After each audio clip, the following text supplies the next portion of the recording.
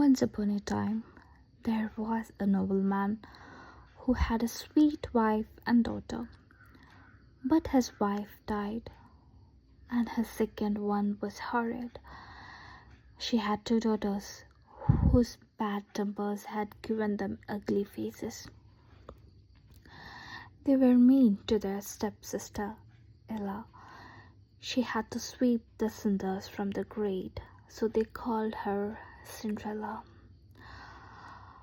One day, the king's son sent out invitations to a grand ball at the palace. The ugly sisters spent ages deciding what to wear, and Cinderella had to help them get dressed and brush their hair. There was no question of Cinderella going to the ball in her rags. When the ugly sisters had left for the ball, Cinderella burst into tears. "How I wish I could go too," she cried. Suddenly, her fairy godmother appeared. "Don't cry, child," she said. "Of course you can go to the ball, but first we will need a few bits and pieces."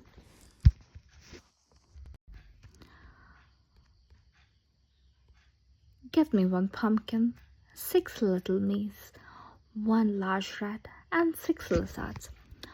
Well, Cinderella couldn't think how a pumpkin and some animals were going to get her to the ball, but she did as her godmother asked. Her fairy godmother waved her wand, and whoosh! The pumpkin disappeared, and in its place stood a beautiful couch. Then she waved her wand again. The 6 little mice turned into a team of handsome carriage horses. The rat was soon a rather fat coachman, and the lizards became 6 footmen. So now Cinderella had a lovely couch to take her to the ball, but she was still in her rags. Her godmother smiled and tapped her once with her wand. Immediately, Cinderella was dressed in shimmering gold. "Now, off you go," said her godmother.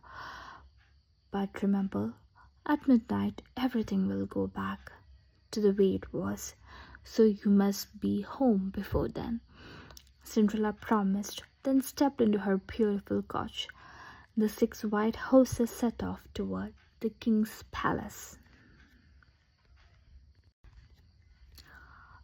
Everyone at the ball stopped dancing when the mysterious stranger arrived. Cinderella looked so beautiful in her gold dress that everyone thought she was a princess from a foreign country. Even her two stepsisters were fooled. The prince was just as curious as everyone else from the moment Cinderella came into the ballroom. He danced with no one else. By the end of the evening, he was madly in love with his beautiful princess, and he didn't even know her name, and Cinderella was just as much as in love with the prince. But as they were dancing, Cinderella suddenly heard the chimes of the palace clock. "Oh no," she cried, "it must be midnight."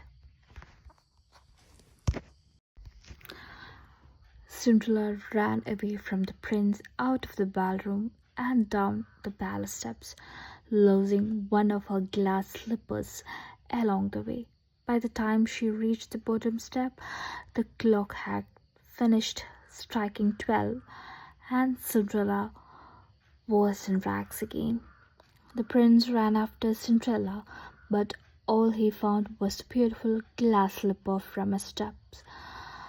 "Send out a proclamation," he said. "I will marry the person whose foot fits this slipper.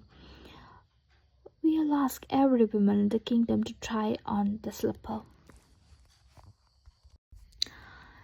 So the prince went to every house in the kingdom, and soon he came to the house where Cinderella lived with his stepsisters. Of course, the ugly sisters were very eager to try their luck, but no matter how hard they pushed their big feet into the glass slipper, it didn't fit. So Cinderella came forward to try on the slipper. To the amazement of her stepsisters, it fit perfectly. The prince looked up at Cinderella's face and recognized the beautiful princess he had danced with at the ball.